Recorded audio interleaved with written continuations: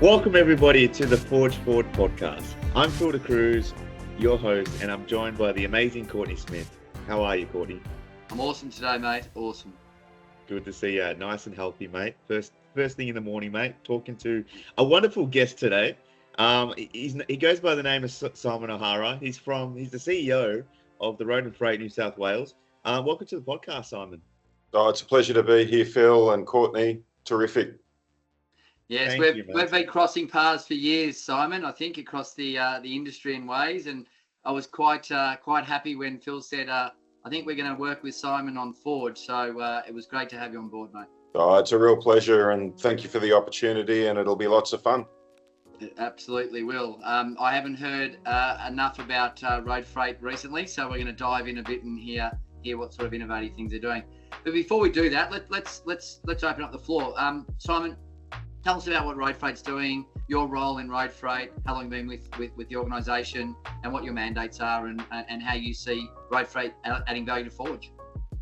Look, been with road freight for about almost 9 years, and came on board in about 2016. Came from aviation before this, so got transport in the blood to a large extent. And one thing that I guess the caveat that I'd put in place first is one thing that I've really noticed in this industry more than any other has been the quality and the calibre of the operators and the truckies. They are amazing. And so it's been a real pleasure to be able to work with those individuals on a range of the issues that have come to the fore over the years, whether that be at Port Botany, whether that be COVID, whether that be AdBlue or reopening after COVID, or floods and road repairs. We have been going, Road Freight New South Wales has been going since about 1893. Right. And we have members still who were foundation members of the Road Transport Association that commenced in 1893. In fact, I work out of a truck yard here at Johnston's Transport, and they were one of the foundation members of Road Freight New South Wales way back in the 1890s. And so every day I get to see and talk to truckies, but I see the loads coming in from Port Botany and elsewhere. I see the glass that goes into high-rise buildings, and a lot of the work that goes into the infrastructure that's going on in New South Wales and has gone on in New South Wales over the last 8 years. So from my perspective, it's a real pleasure. What we do effectively is we provide services to our members and partners, and as you can see, we have a wide range of partners and members. We provide them with a whole range of services, whether that be, for instance, me going in to Parliament House and having a conversation with ministers and politicians, or going in and meeting with bureaucrats about the issues facing trucking operators in New South Wales. We provide free industrial relations advice through the Australian Industry Group, and we've got a hotline that members can call, and that's free. And we provide those services through our newsletter as well. We have a fuel deal with BP where members can get discounted fuel that makes a significant difference to their bottom line.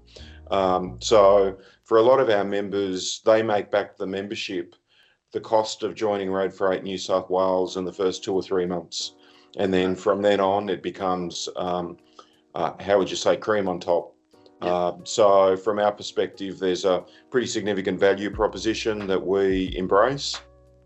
But it's also about, for instance, putting on events like conferences, and we put on a conference each year where we recognise the best and the brightest within the freight industry in New South Wales, and that's an important part of how and what we do, because we are nothing but for our operators and our partners, and that's extremely important for us to be able to recognise those individuals and those companies in a forum such as the Road Freight New South Wales Conference and Awards. And typically, how many people do you get to those events, Simon? We look at about 250 people. each conference. So it's about 250, and we get a range of partners along. And one of the things that I thought was really important when we kicked off, or indeed when I kicked off in 2016, was to ensure that we had some really good quality partners who you can build relationships with, that our members can trust and rely upon. And it's with pleasure that we're building a relationship with Forge and Connection to be able to continue that work. Yeah, that's awesome. I mean, outside of the activities that we undertake on a daily basis in the technology front, we saw a need to bring quality information to bear for operators. Traditionally in the blue collar industries, often they don't get an opportunity to step into an event where you can learn a lot about what's coming future-wise, both technology and other things. And some of those things that I see really important are the human aspects. It's not the technology, it's how do we deal with it? How do we train our people? How do we educate our staff to be able to deal with and cope with exponential change, which is coming upon us? So, yeah, I think it's an awesome partnership, to be frank. Yeah, I agree. And I think there will be a lot of commonalities that we'll be able to work towards and work on that'll ensure that our members not only get value for money, but that they get the best service possible and options for them, for their business. Because as you are probably aware, the freight industry at the moment, like the rest of the economy, needs to seek value constantly to ensure that their businesses remain viable. Yeah, well, we're going to hopefully get someone along. I'm still trying to wrangle with the speaker in terms of time slots, but the conversations around EV trucks at the moment is a big one. It's not the biggest, but it's a big one.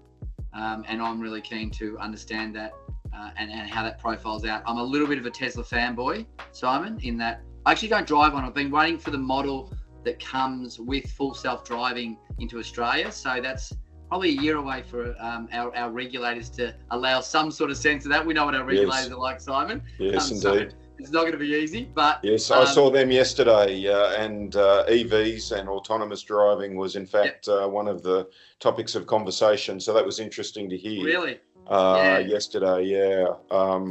So we're hoping to bring a bit of that flavour to Forge as well, because I do see that coming, and the thought process around it is, why would you do it if it wasn't going to be better? Yeah, and better can mean so many things: safer, more reliable, less maintenance, potentially less cost. Now, that one I'm going to watch. The big tricks we know are that these amazing people that run our freight around the country are time poor.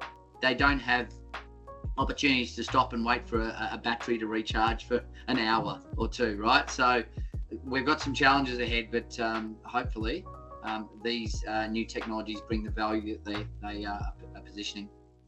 Look, I agree, and it was with great pleasure that I was a part of the tri-state effort at the end of the Morrison government, which included Victoria, Queensland and New South Wales, where we effectively launched out of the toll premises in Sydney the start of the investment in the infrastructure for hydrogen along the East Coast. So from my perspective, that was extremely important, and I think what Australia may have to do is a degree of catch up in terms of the investment on this front, but also it has to be viable for our operators. It can't be the case that there's a expectation that operators will have to pay 1.8 times the normal price for a prime mover on the basis of unproven technology for them. They've got to have a value proposition there that's pretty sharp, because it's not the case at the moment that they can make those sorts of investments without definite certainty on the returns that they're going to be making. So we're a big supporter of the decarbonised economy, but we put a caveat in there that it's got to be certain, and it's got to be one that doesn't disadvantage our freight members to the extent that they consider whether they stay in business or not. It's got to be net, yeah. It's net carbon outcome, net financial outcome. Can I ask you something, Simon? When you're looking for your typical members, what would you say would be the most innovative thing you're doing for them? Like, what's troubling truckies these days? So, look, that's a big question. I'm happy to touch on a number of perhaps signature points, one of which would be rest areas. Yeah. So, one of the things that we advocated for during the COVID pandemic was dignity and respect for truckies, because what we effectively saw was customers saying to truckies, no, you can't use our facilities. There's a tree over there, go and use that. And so from our perspective, rest areas need to be upgraded. We need more rest areas, particularly within the Sydney Basin. So we advocate pretty strongly on that because there's a two-way street here, excuse the pun, where truckies are expected to, for instance, manage their fatigue and be fatigue-free on the roads, but there aren't enough rest areas for them to be able to do that. Yeah. So the community has expectations, but to meet those expectations, the freight industry needs investment into rest areas, particularly around Greater Sydney. So that's one of the touch points that I'd point out from our perspective that requires. Yeah, and I don't mean rest areas where certain truckies might drop and go their trailer and come back in 2 days' time. I mean rest areas where they actually get rest. Our members, for instance, take a pretty firm view that they've made significant investments in their land and in their facilities and in their safety. And they wouldn't want to see, for instance, a situation where some of these rest areas would become de facto yards for other operators not prepared to make investments into land or facilities. So it's a nuanced issue, if I can put it in those terms. Certainly the decarbonised economy is one of the challenges that we're facing at the moment.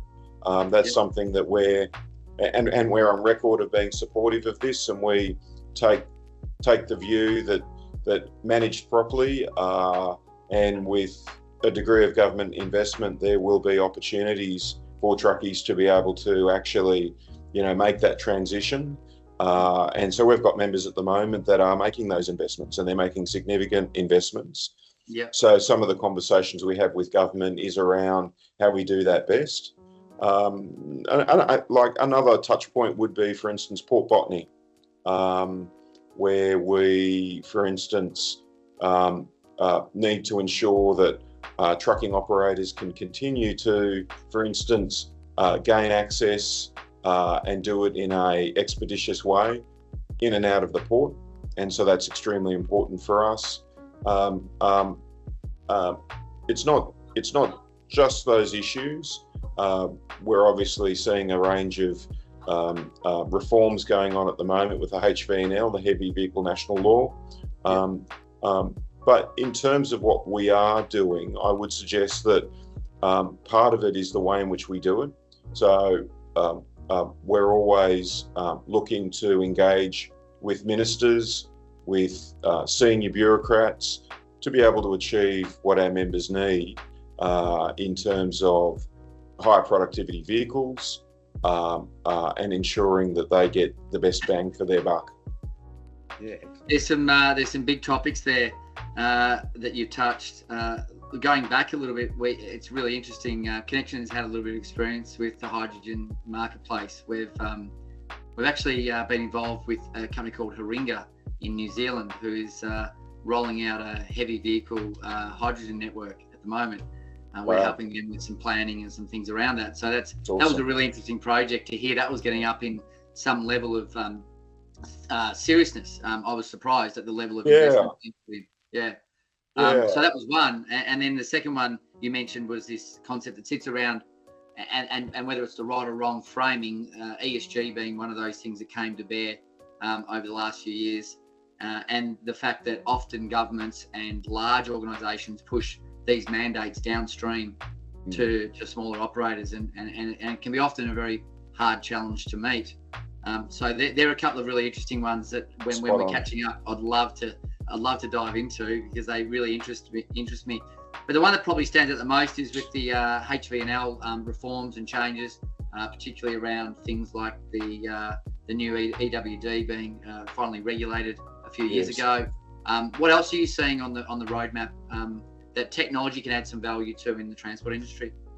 So look from my perspective, and if I can just add this briefly, what I did have the opportunity recently of doing was meeting in London at the BP HQ with some of the senior managers within BP to talk about freight into the future and also the decarbonised economy.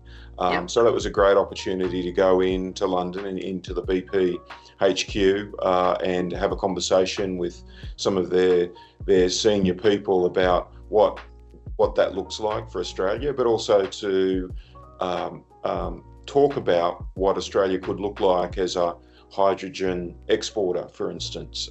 So from my perspective, Australia has great opportunities to not only export the raw metals and rare earths that we have so much of to the rest of the world, but we also have the opportunity to be a provider of energy solutions for the rest of the world. And you're seeing those sorts of investments, particularly potentially moving into Singapore with cabling and the like that might be able to transfer energy.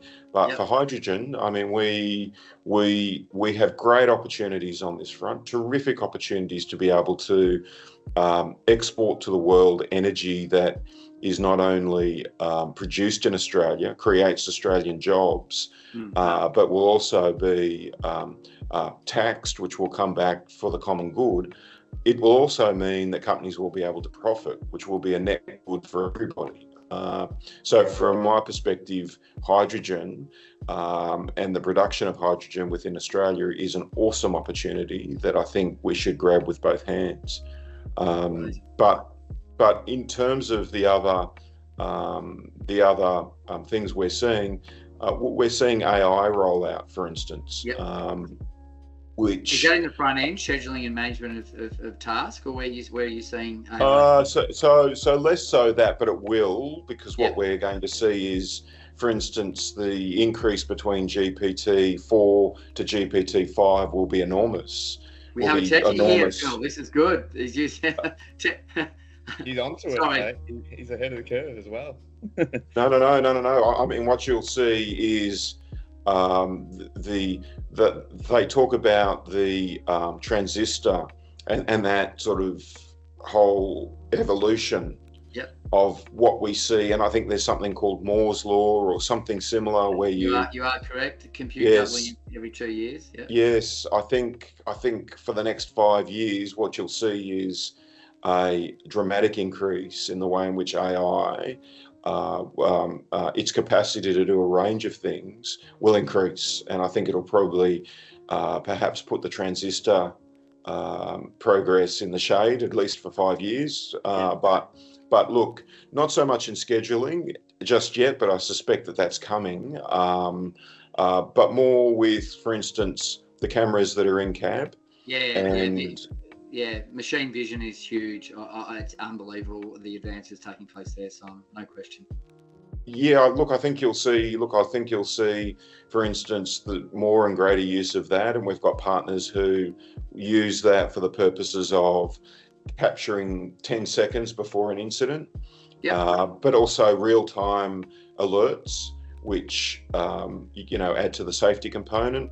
You're starting to see, for instance, new trucks being able to talk to other trucks through their sensors.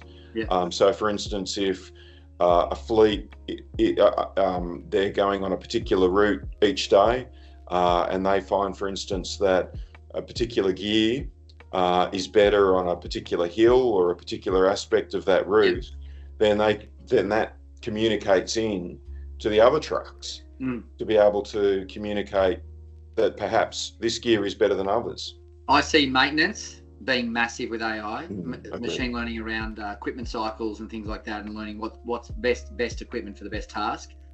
You mentioned GPT. Clearly, that's a lot of that's going to be in the places of leveraging the large language models to do unique things around potentially things like tendering.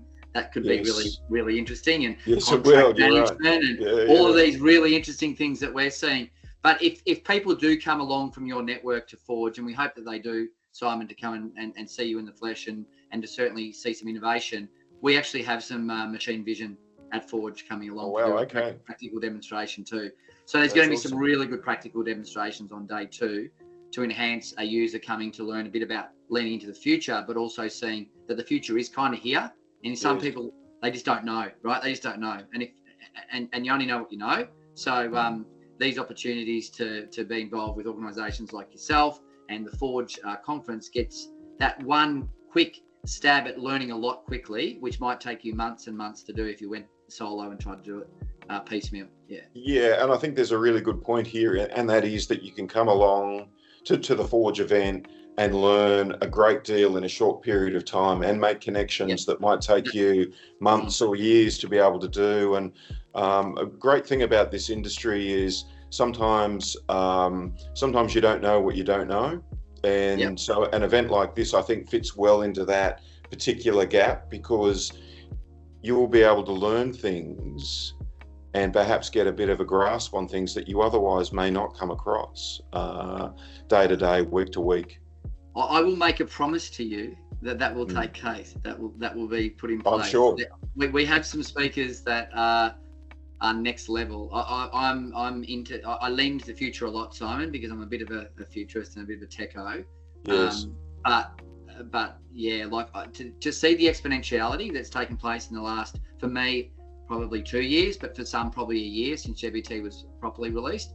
We are living in fast-moving times, my friend, and as a result, we all need to be prepared for how we deal with that, particularly with the way in which we work with our teams around managing into the future and making sure we stay proactive in our approaches to stay competitive, because it's going to become competitive as well.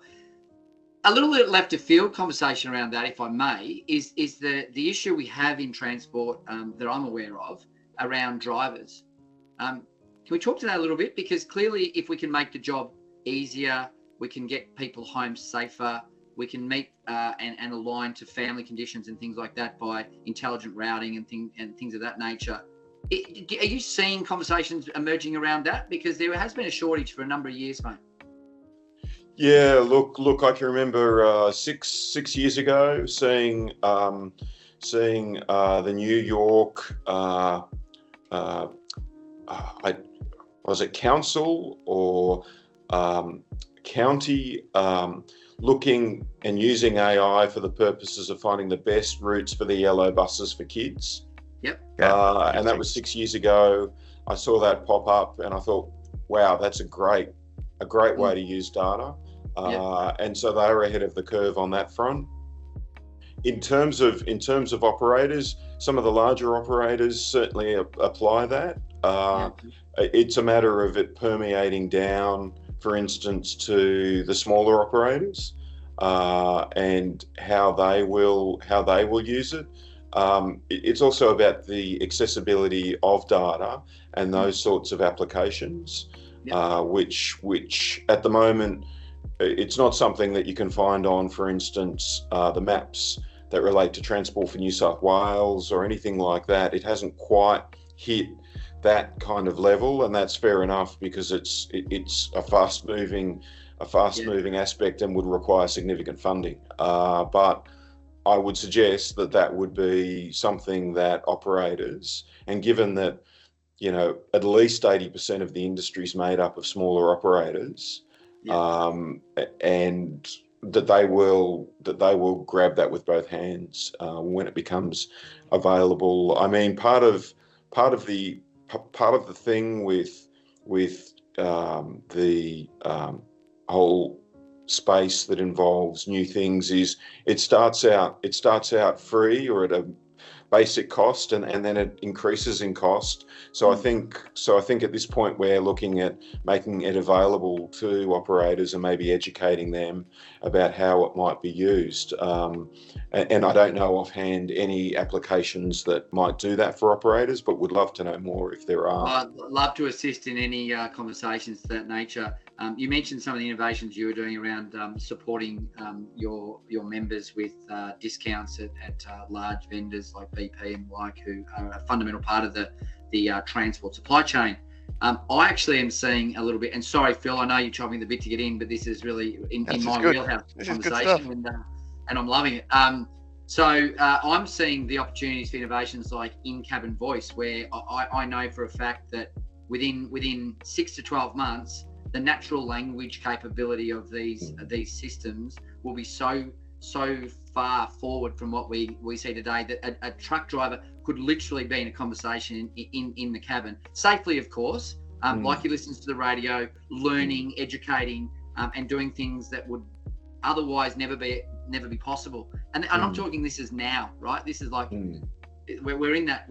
So I haven't thought of all the use cases, but I would love an innovation day with your members to be able to just have conversation. You know, what are you seeing, and try and mash up, because mashups are where the unique creativities occur. Yeah, conversations. Agree, and that would be awesome. And we would embrace that with both hands. And I mean, what we are seeing is not only the progression of AI, but you're also seeing, particularly given over the weekend and early this week, you've seen Elon Musk, and he has opened with a range of new products and potential services. So that's going to be very interesting to watch. And of course, that landing of his rocket with those 13 Raptor jet engines was amazing to watch. Just amazing. So I think we're moving at pace. 125 ton going into space and then landing. Like that could be one of the most significant engineering feats that's taken place in the last 50 years. It's extraordinary, and I find it interesting that it's not gaining as much mainstream viewing in Australia as perhaps it has in America. Given we're heading towards building rockets with the United States and doing all of that sort of thing, that was amazing to watch, where those two effectively chopsticks came together and it just landed. Extraordinary stuff. Well, 1,000 kilometers an hour physics to stop that on a dime. That's pretty impressive. Yes. Pretty impressive. I think I know how to solve the truck driver shortage. Self-driving heavy vehicles by Tesla. Yes. It's quite out there, but I'm putting it out there for you. So autonomy is something that has been discussed, and there's ongoing conversations around that. From our perspective, we want to be a responsible stakeholder on this front. We want to ensure that those jobs remain viable for as long as possible, but open the conversation around what autonomy could look like. There's certainly a lot to discuss on that front, and so we're certainly open to having those discussions. Do you see it happening in line haul first? Where would you see it? Where would be the best application of use for autonomy? Look, autonomy is complex, and it's going to be conceivably a political question at first instance. And I wouldn't want to get ahead of myself in the politics of the situation, but we've certainly had conversations with companies that have those sorts of options available. But you know, from our perspective, we don't want to get the cart in front of the horse. We want to make sure that that we start those conversations in a considered, reasonable manner, given the natural politics involving any of those sorts of discussions. We certainly want to be a stakeholder in those sorts of discussions, but not one that puts the cart before the horse. Yep, I think that's fair. Yeah, cool. Is there any recent success stories that you can share that highlights, the strengths of your organisation? Sure. So from our perspective, we had something that went on here called the Port Botany Land Improvement Strategy Scheme that saw a review of a system that our members loved at the port, and there was proposals put forward that we should, or that the government should abolish it, but also privatise it. We were successful in lobbying the minister to ensure that didn't happen. Which went counter to some very significant interests who were pushing it the other way. So in terms of bang for your buck, Road Freight New South Wales delivered. And what we were able to do was ensure that our members continued to receive the benefits of a scheme that was a great Labor initiative over 13 years ago, but also embraced by the coalition as a scheme that really regulated for productivity. Because what we used to have at the port was trucks that were lined up for hours and hours, and sometimes our members would make deliveries to our truckies of pizzas because they'd been sitting there for 12 hours. Wow. So and we know what fatigue rules are as well. Like to add that Indeed. Complexity to the mix, like it's a nightmare sitting there. That one. Absolutely, that's spot on the money, Courtney. And from our perspective as well, what we do have now is anything from a 17 to 33 minute turnaround, whereas 15 or maybe 17 years ago, you'd be measuring it in hours. So they'd be able to come in, pick up, drop off a box, whatever they were doing, and get out of there, rather than having a situation where you have to sit in a line for hours. Well, we know how critical the ports are in the actual delivery of community services at the end of the day. They're a significant component of being in a society. I saw on the macro front the conversations taking place on the east coast of America recently, I think, and some of the port discussions we're having there. And the risk was that if the ports aren't running, the country ain't running. That's exactly right. Like that's as simple as it gets, right? So you don't need to be a rocket science. So to work out those IR issues, the ability to keep the productivity there, they're all complex issues. And so congratulations, that's amazing. Oh, no, thank you. And that's a good win. Look, it sure is. But from our perspective as well, the supply chain is incredibly important. And you're right about the port. The supply chain needs a focus on it that is different and unique to other sectors. And to a certain extent, post-COVID, the supply chain's fallen a bit out of the national perspective, but to leave it out of the national perspective and national priorities is an error, in my opinion. We need to ensure that our supply chain has integrity, but also that we can do things and produce things when we need to, which was part of the AdBlue debate, which is it's not always about how much we pay for a product. It doesn't matter if it's cheaper than normal if you can't get that product.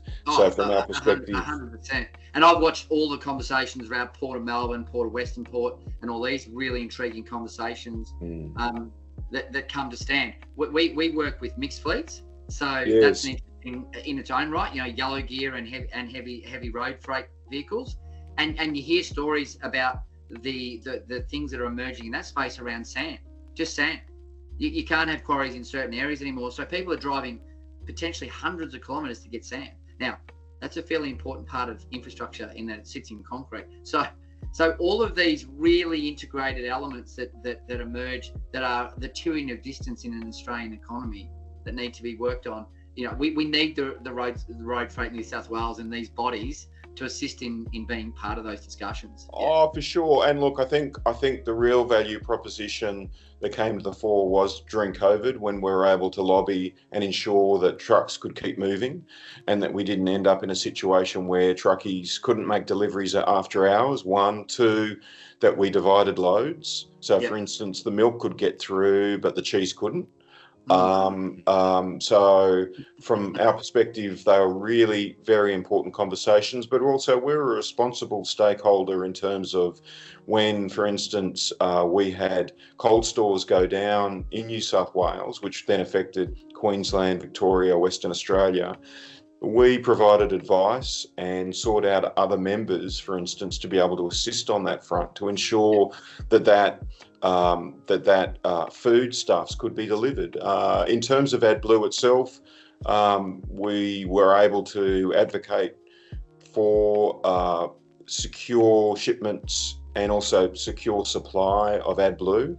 And the Prime Minister wrote to me and said, look, we haven't agreed about some of these things, but I'd like to say thank you for your work on this on this issue. And I think that's really important, because the issue about AdBlue is one that's not going to go away. And when you've got, for instance, the South Korean Navy sending a flotilla of ships down here to Port Botany, and saying, hey guys, we're here and we're here to pick up our AdBlue delivery that was made 2 weeks ago. We'll wait while you get it together. Happy to give you your money back. Wow. That's something that we don't see. That's pretty huge. I had a gag because a lot of the listeners and viewers wouldn't know what AdBlue is, Simon. So right. It's made a part of it is urea, and I said we should just put pipes at the end of an MCG footy game and pump it into an AdBlue station in Melbourne, just right next to the MCG. High quality urea. It's got to be quality urea, right? That would be the highest alcohol quality urea you'd probably get. It sure would. It sure would. We have to laugh at some of these things sometimes. It'd be awesome just taking a step back around that products and additives to vehicles, AdBlue being one, fuel being the other. BP clearly are sitting in that EV. They have to be part of an EV strategy, right? Because if the market goes to, and I know this sounds really weird for listeners, but if the market goes away from fossil fuels to EV batteries, petrol stations aren't needed anymore, right? And I'm not saying that's going to happen tomorrow, but I'm assuming that they're lending into that conversation. Do they have anyone of that level of knowledge, expertise, and conversation that could potentially come to and speak? Conceivably. Certainly happy to reach out and see what that'd be awesome. We're kind of missing that little piece in the conversation, which is what's happening around that, because it's the second, maybe the highest cost of running a fleet. Yeah, and look, from our perspective as well, EVs, particularly for long-haul vehicles, may not necessarily be the answer. Of course, we're open to those discussions, but it might be for long-haul vehicles that hydrogen is the answer. And I'd suggest that long-haul vehicles, those that do the line haul, the long journeys, are the ones that, for instance, will continue to use diesel for some time to come, because bang for your buck, it's tough to beat diesel, and there's not any other option really on the market. I know, for instance, Janus has a terrific approach to it, which is you drop in and you take out batteries, which takes all of maybe 14 minutes at the most, which is something and I think that's the only way I can see it working, because we need rest breaks. You said we need safe rest areas. We need locations where you can pause and have some food as a truck driver. So that time frame in that, well, at least 15 minutes under the regulations of fatigue management, but somewhere in that vicinity of under 30 minutes makes sense, right? Like it's probably the truth. Yeah. Look. I mean, from the perspective of our members, they're willing and able to make those investments, but it's got to be worthwhile for them, but also it's got to be proven technology. And I guess one of the real benefits for Australia is, given that we aren't necessarily at the forefront of some of these aspects, we might be the inheritors of some of this technology that is proven, for instance, in America and elsewhere, and Europe, for instance. Do you know Jeff Doyle by chance? That name rings a bell. I think he was in Arts or one of those for a little while. I met him at Megatrans this year, and I think he's working with some offshore parties, doing a concerted effort around large-scale battery EV stuff. So I'm hoping to get Jeff along to Forge. So I'll definitely do an intro if I can make that happen. His diary's a bit tricky, he said to me. So. Yeah, okay, well, that'd be great. Well, the Australians are really leading the way with battery technology and improving how much you actually get out of a battery. So, watch this space, I suspect. I think so. So. Going to take off. I'm actually looking forward to it.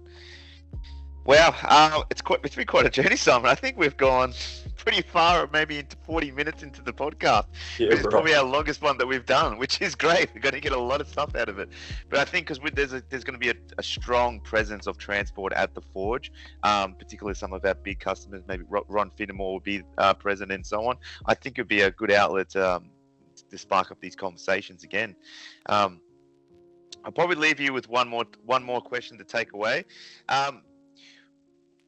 Do you have any advice that you can give to other companies that are looking to innovate in today's, rapidly changed landscape? Look, the advice I'd give is to join your local association. So whether that's in South Australia or WA or Victoria or Queensland, join your local association to get the most information you can as quickly as you can. From our perspective, operators may not necessarily have as much time to be able to build these sorts of relationships, but we can, and we can facilitate those sorts of days that Courtney's proposed, which might be where we come together for half a day and we have a bit of a conversation about what's new and what's coming up.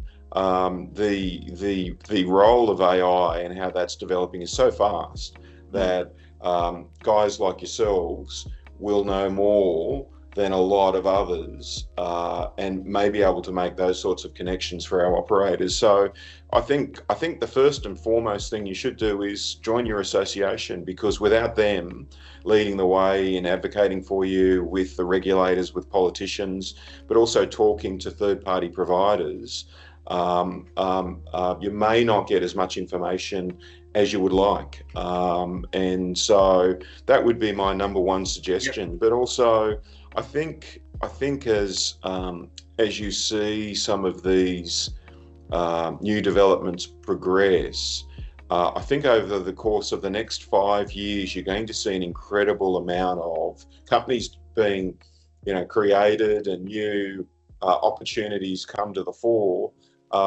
Again, it comes down to your association, really pressure testing some of those organisations, some of those companies, some of those people to be able to get the best for your company. So when you're doing the hard yards running your company, you can be assured that your associations, that your peak bodies are out there making those connections and ensuring that instead of you having to reinvent the wheel, we can make those introductions and also, ensure that information is really easily available for you. Well, I'd certainly love an introduction to someone at BP, because I've got some innovation thoughts around that with respect to the in-cabin stuff we talked about recently. So I would love to do that. The other thing I would love to finish off on, if it's okay, Simon, is to say that I agree wholeheartedly with everything you said. The addition I would love to make and to put into your mind is to, if you are an association that is looking to add value to their members and you want to start thinking about the conversations you need to have, then I really do believe Forge is a great spot to start a conversation piece and start thinking about what you should be asking of your members that you can add value around. And so when you come, I'm hoping you can bring an operator, someone unique that's a supplier, and sit at a table in a cross-pollinated group of people and have conversations at Forge that you don't get a chance to do because of the content. And then I think that'll spark amazing interest for the secondary and third conversations that come. So if you can facilitate something like that, would mean a huge amount to us at Forge, and I think you'd get incredible value out the back. Well, we're certainly looking forward to it, and it's a terrific opportunity. And from our perspective, the more we can improve not only the life of the operator but their business, the better it is. So we're going to embrace this wholeheartedly. We're all on the same page. Thank you so much for your time today, Simon. It's been a great convo. Thank you, Simon. Awesome. Thank you very much, guys. Have a great day.